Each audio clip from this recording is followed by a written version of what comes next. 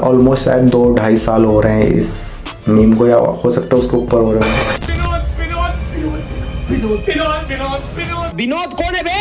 Vinod stop it. Who is Vinod? Well ये meme इतना ज्यादा पॉपुलर था कि लोग सिर्फ एक नाम के चक्कर में, इंडिया ही नहीं पूरे इंटरनेशनली लोग एंड क्रिएटर्स भी परेशान थे। ऑडियंस सबकी लाइव चैट में जाकर के विनोद स्पैम करने लग गई थी। कोई पिक्चर हो या कोई स्टीम या कोई सा भी प्लेटफॉर्म क्यों ना हो, हर जगह पर लोग सिर्फ विनोद ही स्पैम कर रहे थे। पर आखिर ये सब शुरू कहाँ से हुआ था? वेल इन सब की शुरुआत हुई थी आज से 4 साल पहले, जहाँ पर स्ले पॉइंट ने एक वीडियो बनाया था जिसका टाइटल था why Indian comment section is garbage. और तब लोगों के सामने आया ये कमेंट, विनोद ठारू। बस विनोद 7 लोग इस कमेंट की विनोदता से इंप्रेस हो गए, जिसके बाद लोग मजाक में ही सही पर इस कमेंट को काफी ज्यादा स्पैम करने लग गए थे। यहाँ तक कि पेटीएम ने भी अपना नाम चेंज करके विनोद कर लिया था। नासा लाइव पर भी यही स्पैम किया जा रहा था। नासा लाइव पे विनोद स्पैम हो रहा था। मतलब क्रेज समझ सकते हो इस मीम का भाई, खतरनाक। मतलब सीरियसली मैं खुद देख रहा था भाई, कोई भी गेमिंग लाइव स्ट्रीम चल रही है, कुछ भी लाइव स्ट्रीम चल रही है, भाई विनोद हर जगह विनोद क्या जा रहा था। सो ओवरऑल ये नाम ही काफी ज्यादा पॉपुलर हो चुका था और ये नाम ही काफी बड़ा मीम बन चुका था। लेकिन इसी वजह से इतने ज्यादा कमेंट्स हो गए थे कि काफी लोगों ने अपनी प्रोफाइल पिक ही चेंज कर ली, जिससे पता ही नहीं लग पाया कि एक्चुअल विनोद कौन था। पर एक बंदे ने प्रूफ करके एक वीडियो डाला कि वही विनोद है,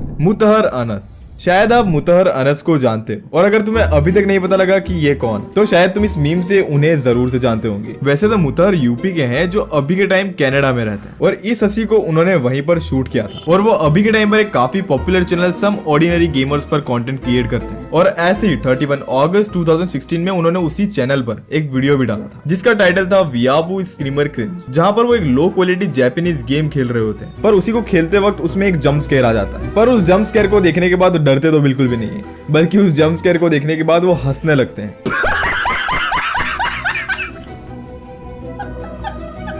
उस वीडियो को लोगों ने देखा हो या फिर नहीं, पर उस वीडियो को आज के टाइम पर 8 साल से भी ज्यादा हो चुके हैं और आज के टाइम पर उस पर 3.2 मिलियन से भी ज्यादा व्यूज। पर ये कभी भी एक मीम नहीं बनता अगर बिग फ्लोपा जो एक मीम पेज यूजर है वो अपने इंस्टा पर इस लाफ को यूज नहीं करता। उस पोस्ट पर 88,100 व्यूज आए और यहाँ तक कि 10,700 लाइक्स आए और वो काफी ज्यादा वायरल हो गया, और जिस कारण मुतहर भी वायरल हो गए। और फिर उसके बाद उन्होंने खुद भी उसके ऊपर रिएक्ट किया और एक वीडियो पोस्ट किया, I have the best laugh on TikTok. और साथ में आज भी ये मीम काफी ज्यादा पॉपुलर है, और साथ में मुतहर भी अपने चैनल पर काफी एक्टिवली कंटेंट बनाते हैं और साथ में लोगों को एंटरटेन करते हैं। Disaster girl. वेल इस लड़की का मीम तुम सभी लोगों ने जरूर से देखा होगा, जिसका एक्चुअल नाम है जोई रोज। और इस मीम की शुरुआत हुई थी 2005 में, जब जोई 5 साल की थी। उनके घर से 2 ब्लॉक दूर घर में आग लगी हुई थी, जिसको देखने के लिए जोई के साथ उसकी पूरी फैमिली वहां पर पहुंच गई, वो भी अपने एक नए कैमरा के साथ। पर वहां जाकर के उन्हें पता लगता है कि वो आग सिर्फ फायर फाइटिंग टेस्ट के लिए लगाई गई थी। और फिर होता क्या है, सब लोग चिल हो जाते हैं और उसी मोमेंट्स को कैप्चर करने लग गए, जहाँ पर जोई के पापा ने उसकी फोटो कैप्चर करने के लिए उसे स्माइल करने को बोला, और फिर ये मीम बन गई। पर इस मीम को वायरल होने में 3 साल लगे। 2008 में जेपीजी मैगजीन में छपने के बाद जोई वायरल हुई। लोग उसके इमेज को अलग अलग तरीके से यूज करने लग गए, कोई भी गलत इवेंट के साथ उसके इमेज को यूज किया जाने लगा। लेकिन उस समय के बाद आज जोई कुछ ऐसी दिखती है, जहाँ वो नॉर्थ कैरोलिना के एक रेस्टोरेंट में काम करती है, और यहाँ तक कि उसे बहुत सारी अपॉर्चुनिटीज भी मिलती है कई सारे इवेंट्स में जाने के लिए।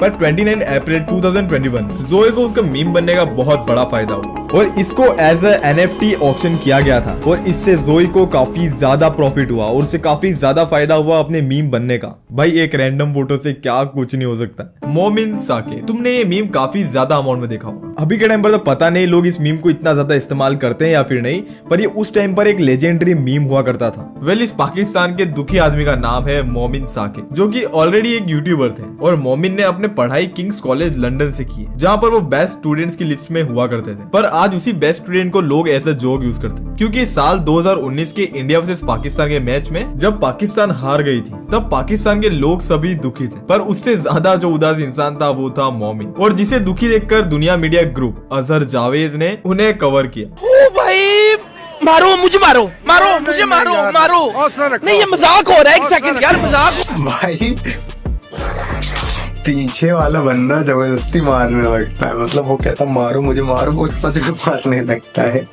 ज्यादा पॉपुलर हुआ है। और अगर इंडिया वर्सेस पाकिस्तान के मैच में अगर लोगों को किसी का इंतजार रहता था तो वो था मोमिन। एल रिसीटर्स, ये मीम जून 2007 में बना, जब एल रिसीटर्स ने एक स्पेनिश टीवी शो में इंटरव्यू दिया था, जिसमें वो काफी अलग तरीके से हंस रहे होते हैं।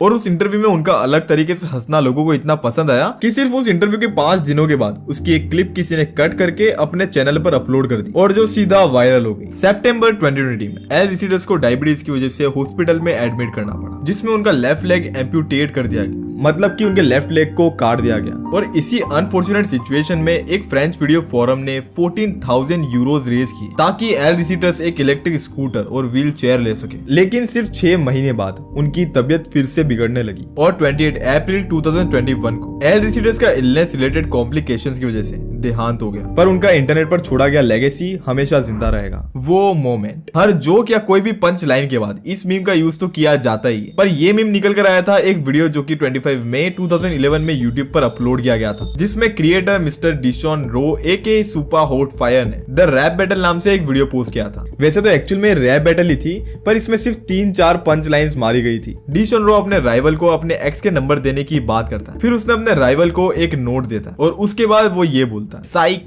That's the wrong number.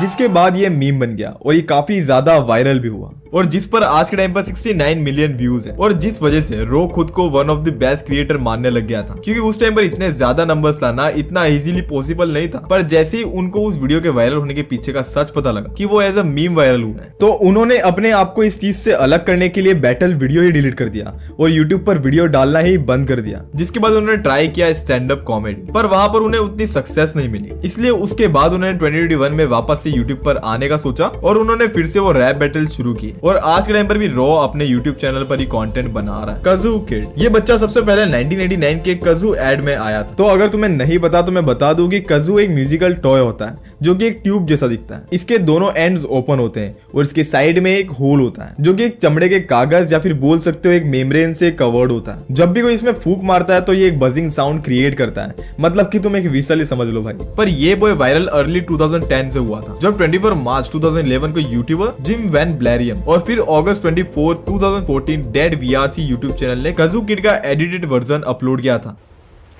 Wait a minute. Who are you? और बस 2 ही साल में कजू का वीडियो 5 लाख व्यूज और 2200 कमेंट्स मिले, और जो कि उस टाइम पर बहुत बड़ी बात हुआ करती थी। जिसके बाद तो ये मीम ही काफी ज्यादा पॉपुलर हुआ, लोग इसे यूज करने लगे। पर आज के टाइम पर ये बच्चा कुछ ऐसा दिखता है। कोलोराडो में रहने वाले ब्रैड एम्बलर, यानी कि लोग उसे अपने असली नाम से as a singer and actor जानते हैं। और आज के टाइम पर ब्रैड की गर्लफ्रेंड एमेंडा से शादी हो चुकी है, पर 8 साल की उम्र में जब वो मीम बना था वो लोगों को हमेशा याद रहेगा। जेवियर, यह है जेवियर जिसके फोटो वाले अकाउंट और मीम्स दिखते रहते हैं। पर आखिर ये एक्चुअल में है कौन? 2013 में एक ट्विटर अकाउंट बनता है पकालू पपीतो नाम से, वो भी इसी फोटो के साथ, और जिसका पहला ट्वीट था hello Twitter I am single. Pakalu Papito उस टाइम पर एक बड़ी उम्र का अंकल बन गया जो ट्विटर पर प्यार ढूंढ रहा है और उसके फनी और रिलेटेबल ट्वीट्स वायरल होने लगे। ट्विटर अकाउंट बनने के 2 साल के अंदर ही उसके 7 लाख से भी ज्यादा फॉलोअर्स हो गए थे और सभी लोग ये जानना चाहते थे कि आखिर ये है कौन। लेकिन 2018 में अचानक से उसका ट्विटर और फेसबुक अकाउंट सस्पेंड हो गया और फिर कोई तरीका ही नहीं बचा उसे ढूंढने का, क्योंकि उसी के जैसे कई नाम वाले बहुत से फेक अकाउंट्स बन जाते हैं, वो भी उसी प्रोफाइल पिक के साथ। और ऐसे ट्विटर अकाउंट इंडिया में जेवियर के नाम से पॉपुलर होने लगे। पर ये आदमी एक्चुअल में कौन है? वेल, इस तस्वीर वाले इंसान का असली नाम जेवियर नहीं है, इनका असली नाम ओम प्रकाश है और ये IIT कानपुर में टेक्निकल सुपरिटेंडेंट की पोस्ट पर है। IIT कानपुर की वेबसाइट पर तो फिलहाल इनकी ये फोटो है, पर इससे पहले उनकी ये जेवियर वाली फोटो थी और इन दोनों फोटो से तुम पता लगा सकते हो कि ये दोनों पर्सन एक ही हैं। बाकी इसके अलावा तो उनका कोई फोटो या फिर वीडियो तो है ही नहीं। पर ये बात तो कंफर्म है कि ये अकाउंट्स को ओम प्रकाश जी ने तो बिल्कुल भी नहीं बनाया था। बाकी ये वीडियो यहीं तक थी, और ऐसे कौन से लेजेंडरी मीम्स है जिनकी रियल बैक स्टोरीज किसी को नहीं पता है, और अगर उनकी रियल बैक स्टोरीज लोगों को पता भी है देन वो मीम्स आज के टाइम पर कहां पर है? ऐसे मीम्स के नाम मुझे कमेंट सेक्शन में बताओ। यार जेवियर जो था भाई वो अंकल सही प्यार ढूंढ रहा होगा, एंड उसके बाद जब पता चला वो इतना ज्यादा पॉपुलर हो गया, सो घर वालों में पता चल रहा होगा तो उसने वो डिलीट कर दिया। जहाँ तक समझ में आ रहा है, हो सकता है ऐसी चीजें ना भी हो, है ना, बट मेरा माइंड जहाँ तक ये कह रहा है रियल बंदे का तो पता चला जेवियर। मुझे लगा था शायद ये एक मिस्ट्री है, बट आज मुझे पता चला कि भाई वो सही में वो पर्सन एग्जिस्ट करता है, वो इंडिया का। आई होप यार ये वाली वीडियो आपको पसंद आई हो तो लाइक कर देना, चैनल पर हो तो सब्सक्राइब कर देना, एंड अगर आप लोग और रिएक्शन वीडियो चाहते हो तो मुझे टॉपिक सजेस्ट करो कमेंट में, ठीक है? आपसे मिलता है नेक्स्ट वीडियो में।